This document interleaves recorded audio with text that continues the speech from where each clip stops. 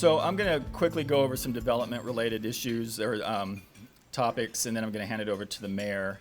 You know, it's always interesting, and I'm sure it's like this in your day-to-day job too. When you kind of are in the moment, you're thinking about a certain thing, you don't realize exactly how much is going on until you take a step back and you put it all together. And when we put this together, wow, I mean, there's a lot going on in Lakeville. There's a lot to be thankful for. And we're going to start off with building permit valuation. So just last year, we had a building permit valuation. So everything that Gene reviewed, he reviewed $320 million worth of investment that happened in the city of Lakeville. And it's easy to think about that as a building permit number, but I really do think of it as an investment. $321 million. People either built homes, expanded their business, built new businesses. That's a big deal. That is not something that every community, very few communities can think about. Now, you might look at the trend, you know, and it's gone down a little bit. Who would have thought in 2020, in the middle of COVID, in the middle of a pandemic, that we would have set a record for building permit valuation? Nobody would have thought of that. 442 million, 371 million in 21, and then 321 for last year. That's still the third highest year in the city of Lakeville's history. So last year was still a very productive year. And that was across all sectors. And I'm going to start off on the commercial and industrial side. Almost 105 million of that 321 million was on the commercial and industrial sector. And the highest project, or highest building valued project was the Lakeville Specialty Center at 25 million. That's a new medical office building that's going on next to Buffalo Wild Wings and Target in that area. And it doesn't matter how many of those buildings we put up, how many large warehouses we do that create hundreds of jobs. What's the number one question we get? When is Raising Cane's open? or when is, you know, it used to be Chipotle. We had to have a Chipotle. You know, finally we got that. But we're having a lot of growth across all sectors, and we're very proud of that. And that includes our institutional investment. Institutional is also known as schools. $46 million of projects started last year just in school-related issues. One of the most visible ones is the Highview Elementary building. That's the 9th elementary school for 194. That's under construction on Highview Avenue, appropriately named. And that's going to be south of the future 185th Street. 185th Street is going to be expanded or extended between Dodd and Highview this year. So there will be a new east-west connection across the city, and that's going to be a great addition. United Christian Academy is providing a significant investment in the city of Lakeville. They're building what will be, when complete, it'll be a 1,600 student K through 12 school on the south end of town on County Road 70 and 35. That is a huge investment and going to be a great private school option for everybody in the South Metro. And then One School Global, it's a small school, private school that's being built next to a new church, and that'll be on the corner of Hamburg and 210th Street. And if you haven't noticed, we still build houses in Lakeville. There's still a few going up. We, for at least the past 8 years that we know of, we've ranked number one and each year in the number of single-family houses that are built in the Twin Cities. And by extension, that means the state as well. Last year, we built 325 single-family homes, 62 detached townhomes, 160 attached townhomes, and then 167 apartment units. Residential development continues to be the bread and butter. We'll continue to see that. That 325 number did go down a little bit in 22. I think that was to be expected. We had record-breaking years the past couple years. And just like the rest of the market, that has slowed down a little bit. We continue to expect to have a significant number of permits this year. Our guess is that it'll be close to what we did last year as well. And I showed this just to show that exactly, we're proud that we have the 3 school districts that serve the city of Lakeville, 194, 196, and 192. And we're equally as proud that our residential developers are choosing to build in all of those districts. And you can see that here by this map. The median home value last year, it was $428,000. A little bit of a preview. I just received the numbers from Dakota County yesterday for this upcoming year. And the median valued home went up by about 4%, so about $440,000 is the new median valued home in the city of Lakeville. In terms of overall residential units, so we talked about how we are the #1 builder of single-family units. That doesn't mean necessarily we built the most units in total. We're #5 behind cities like Minneapolis, Edina, and that's because they're fully built out. They're building more condos and apartment buildings and going up, but we're still building a lot of units in the city of Lakeville. And employment, this is where I get to thank everybody in this room for providing jobs for our residents, for providing opportunities for everybody. Over the past 10 years, employment in the city of Lakeville has grown 35%. And we list some of the top employers there, but we have 20,000, I believe we have it here, there it is, over 20,000 people work in the city of Lakeville. That's kind of a hard number to believe or to understand, because a lot of them, you don't see a lot of them all the time, right? But that's 20,000 people that either come to work here, they live here, or they come out, or they live here and work here. On top of that, we have an unemployment rate of 2.3%. I don't think it's probably a secret to anybody in this room who's trying to hire somebody that's real. I know it's real to the city of Lakeville. I know it's real to everybody else. And that's lower than our county-wide numbers, the state, and the nation as a whole.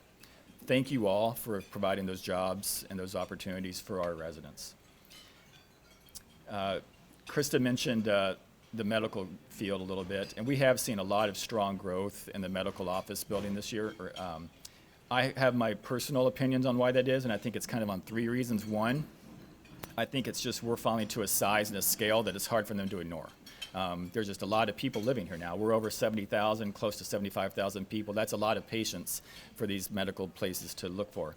2, we're getting older. There's more hips to be replaced, more knees, more pulled hamstrings, weekend warriors. There's just a lot going on. And then lastly, and this is, again, anecdotal by all means, but we are, the first stop as you come north from the south of the state. And I think it behooves groups like the large groups like Alina, TCO, orthopedics to say, you can come to the Twin Cities, you can get your care, you don't have to go all the way into Minneapolis or St. Paul. You can stop here in Lakeville, and it's more convenient for them.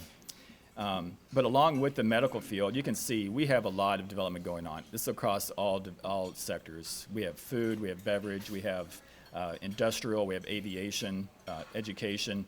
We're very proud of all the development that's going on in the city. And we're equally as proud that the Chamber invites us to a bunch of ribbon cuttings. We had 25 ribbon cuttings or groundbreakings last year. Very happy, and those aren't just new businesses. A lot of those are expansions as well. We're very proud of that.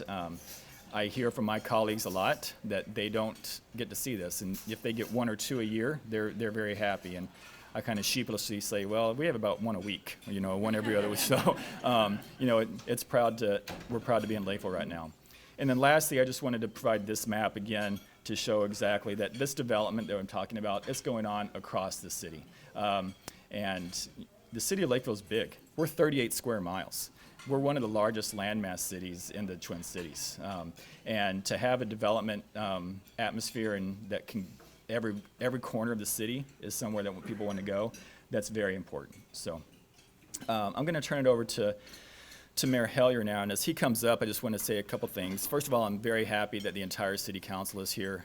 We are very fortunate in Lakeville to have a council that gets along. Trust me, that's not always the case. And even when they do disagree, they don't let it linger. They move on. They're a team. And it takes a lot of time to be on the city council and a lot of effort. It takes a lot of time to be mayor too. So think about if you were thinking about wanting to run for mayor. And then think about having 3 kids. And then think about your wife getting pregnant with twins. And then think about your wife delivering those twins very prematurely and still wanting to be mayor. That's what Luke Hellier did, and I'm glad he is, and he's going to finish up the presentation today. Thank you. Thanks, Joseph.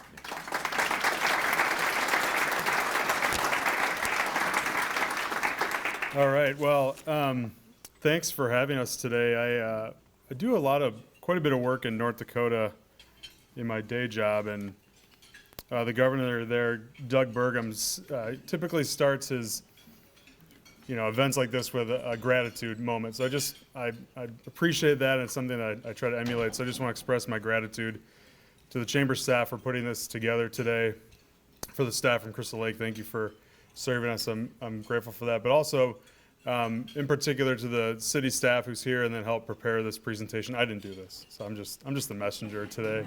And so, whether it's our parks department or streets or our police department that kind of provide the information. So thank you for me able to do that, and hope to be able to share some of our vision and values of the city and open this up for questions as well.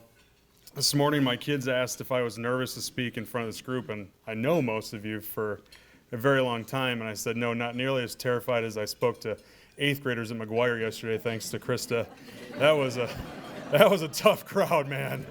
Those 14-year-olds were a very tough crowd until I started talking about parks, actually, and that's when they started to pay attention to what I have to say. So that was pretty fun. So I will go through this, and then we have an opportunity for both Justin and I to answer some questions. But as you know, in 2021, we passed the parks referendum, which had pretty significant investment by the voters in several of our larger community parks: Antlers, East Lake, Avonlea, and some additions to Hasse Arena, among others, and we can kind of go into that. But this is a big deal. I mean, the city has not passed a parks referendum since the mid-'90s, and this is a pretty substantial investment. I think people had a hard time understanding Antlers, for instance. I mean, drive by it now, you'll see the trees have been cut down, you'll realize how big of a park it's going to be. I mean, we acquired a whole bunch of land over the last several years to make that happen. The Planning Commission this last week approved the liquor license for Lakeville Brewing, who will open their restaurant in 2024 as well at Antlers, LBC at the lake. And so it's going to be very different than what you're used to, but different in a really good way. In addition, I think, Mayor Anderson used to always talk about how important partnerships are to the community, and I'll just tell you, thinking about whether it's the Lions or the Rotary or the Chamber, but also the youth athletic associations doing a tremendous job. Lakeville Baseball has invested tens of thousands of dollars into fields, and the investment from the Hockey Association, in addition to the figure skating club, allowed us to build an outdoor sheet of ice at Hasse Arena, which is under kind of construction now, I guess. We had to put it on hold. The cooling equipment was a year behind due to supply chain things. So now we're going to break ground and do that, and it'll be a permanent structure, so we'll have another kind of shaded area for warm months, and then we'll have a place to play hockey longer than just normal outdoor time next to Hasse. This is where I got to refer to Zach. Zach's notes a little bit on the engineering and all the transportation things, but we've got the 179th Street project, which is basically a realignment of County Road 9. So Dodd will become just a city road, and 179th will kind of become the new County Road 9. So there's some changes there related to a traffic signal and some other things. It actually will dead end. Dodd will dead end kind of by the water treatment facility. It won't have the same path, and so you'll kind of use 179th as an east-west corridor. In addition, Justin kind of alluded to the 185th Street, the County Road 60 extension, so that'll go this year between Dodd and Highview, and eventually as development continues in that area around the new school, 185th will go all the way to Cedar, and so you'll have another road that will basically get you from one side of the community to the other. There's some roundabouts at 185th and Highview. Traffic signal will be added, and then there's 2 underpasses in that corridor as well for pedestrian and biking to be able to get through there to around the parks and into our trail system. Another thing that we're embarking on this year is Envision Lakeville. For those of us that have been around, 10 plus years, Envision Lakeville kind of first was launched in 2013, reestablished again in 2018, and then now we're at that kind of 5-year mark. And it's an opportunity for the city council and city staff to put out a community survey, and then take in some of those results, and it allows us to develop kind of our mission as a city. I mean, if you talk to department heads, when they build their budget, it's got to fit in Envision Lakeville. It's got to fit in the mission, and so we use that to help drive where we're going as a community. So the council's right now recruiting a handful of people to do that. For the first time ever, we'll have members of our new youth council. Last year we started the youth council. We've got 12 students that from both 192 and 184 that sit on that, and so 2 members of that group will join this Envision Lakeville task force. One thing we're still kind of working on, and if you're feeling charitable, the chamber would welcome your funds to help do a business survey as part of the community survey. We haven't been able to figure out how to make that happen. I know Tina has been a big cheerleader for that, so we're working through that. But it's a scientifically conducted survey by a polling company. They've got some standard, I think it's 20 questions or so that they use across the country, so we get to benchmark ourselves among peer cities, and then we add a couple custom questions to that as well, and it helps us have a real understanding of the city. As I mentioned, so that's kind of in the next phase, and this is after that 5-year window. Some updates about public safety. We had some big changes last year with the retirement of Police Chief Long, and the council and staff came to agreement on hiring Brad Paulson as our chief, who's done an unbelievable job. Brad, thank you for your leadership in the police department.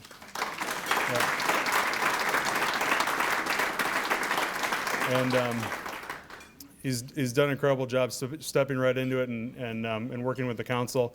We're adding 4 additional police officers this year. That was a budget item that the council had advocated for last year. In addition, we're hiring a crime analyst to take a kind of more broad view about what's happening in kind of the public safety world at large.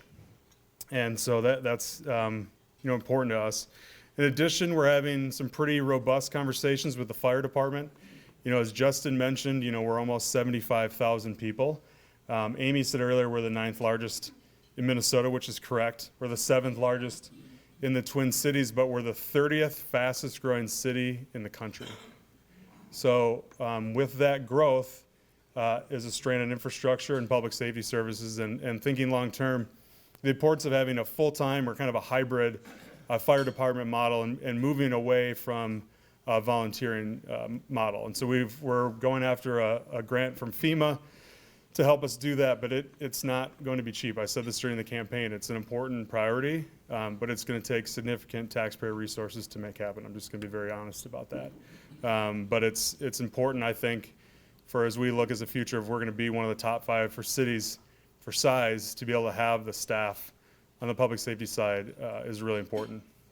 And then one other thing I want to mention is just, again, gratitude to both the fire department, Chief Meyer and Chief Paulson. I mean, these guys deal with tough stuff. And to give you an example, earlier this week we had a young woman in real health crisis, mental health crisis, and our guys are not necessarily always built to deal with that stuff.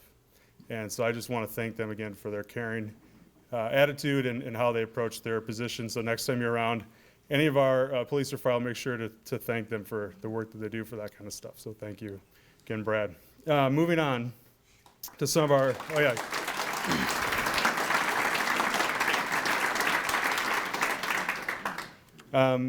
couple legislative priorities that we discuss every year, that things we kind of see as important from our perspective that we'll advocate at kind of a state and a federal level for.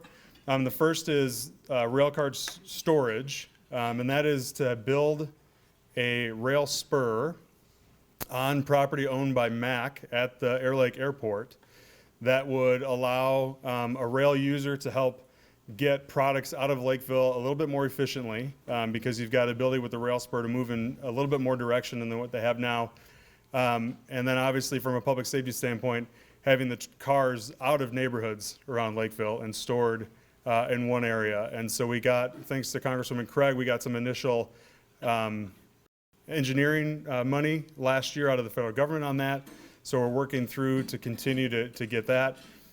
This past Monday, the legislature in the House passed a bonding bill, and in the bonding bill was $7 million for Lakeville to construct those rail lines. So now you just got to put pressure on Zach and his colleagues to make sure that happens on the Senate side. He knows obviously where we are, but the thought is to be able to make that happen. The city owns it, and then we would lease it out to a rail user. But it's a benefit for the entire region. I'll tell you, we lost out on a Home Depot distribution center because we didn't have some rail infrastructure that other communities had. And so that's kind of things to think about future, like what that means for our area to be able to have better rail infrastructure.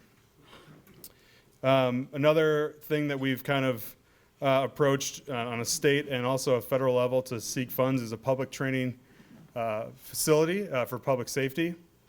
This would be a regional facility. We had the bonding investment committee came through last year to Lakeville at City Hall, and we kind of gave a presentation. This was an opportunity to utilize some buildings that Lakeville owns, our old public works, to potentially redesign to do public safety in partnership with other neighboring communities. And so the idea is to allow this to be a 24/7 kind of facility, so that, you know, depending on when your shift is, you have the ability to do training, whether it's fire, police, and some of those things. So this has got a bigger price tag than the rail, but we're working through it, and our legislative partners at the state level have it as a priority. And I think the bill was introduced last week or this week by Representative Whitty to kind of make some inroads on that. So that's very early stages, but that's another opportunity to ensure that we have world-class trained people in Dakota County and the surrounding area. Another issue that we've been working on, state and federal, and with the county, is the interchange at 35 and County Road 50. We've utilized some grants, thank you Wendy Wolf, from the Met Council over the last several years to purchase land. So if you know where we tore down the old Burger King, and we tore down 2 Hunks Hall and Junk, that's all now city-owned property that'll be part of the future interchange at 35 and 50. And as you all know, if you're trying to get north-south on 35, that interchange is a major pinch point for commerce. And so I think the state and others see that as a really important area to invest in long-term. And so we got, I think, what does it say here, about $5 million last year from the federal government for more design and engineering. We need another 40 to 45 million. Look at Mary Liz. I don't know what the right number is. It's a big project. You know, and part of it really has to deal with bridges. So a big push from our perspective too is expanding MnPass beyond Burnsville, getting MnPass to go further south, and widening 35 makes this project a little bit more viable. And so that's a big push from us too, to say, hey, MnPass is really an important feature for this corridor. Fortunately, last year the chair of some of the committees lived in Faribault, and he knew how awful it was.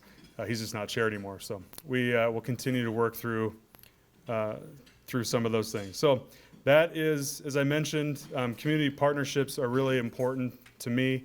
They were to the previous mayor, and you know, I ask you if you would like myself or somebody from the city to visit your business. We'd be happy to do that. I had really great visits last fall with BTD and others, and so I just love learning about what you're doing. So please feel free to reach out to invite me. And then if you want to kind of know what's going on week to week, I have a newsletter that I send out usually Friday or Saturdays. Half of it's copied from Justin's newsletter, so if you get that, there's some redundancy, but there's also a bunch of kind of new stuff. I try to highlight some of the things that are kind of going on in the community. Well, I really am grateful for all of you for being here today. Hopefully we met your expectations. Hopefully they were low. But as I mentioned, for me, I want to be accessible, as long with my colleagues on the city council. My cell phone is on the city's website. Our emails are all there. Please don't hesitate to reach out, pick up the phone, give us a call if there's something that, if you just want to know what's being built somewhere. We'll probably know the answer, or at least mostly, and that seems to be the biggest question that we get. But again, thank you, and thank you to Krista for having us. And if you notice, we're only doing one. So we used to do the state of city, we did the state of business community, but now it's just one. This is it. So if your friends missed today, make sure they watch YouTube, but this is it. We're going to do one event from now on. So thank you for allowing us to do that. So thank you.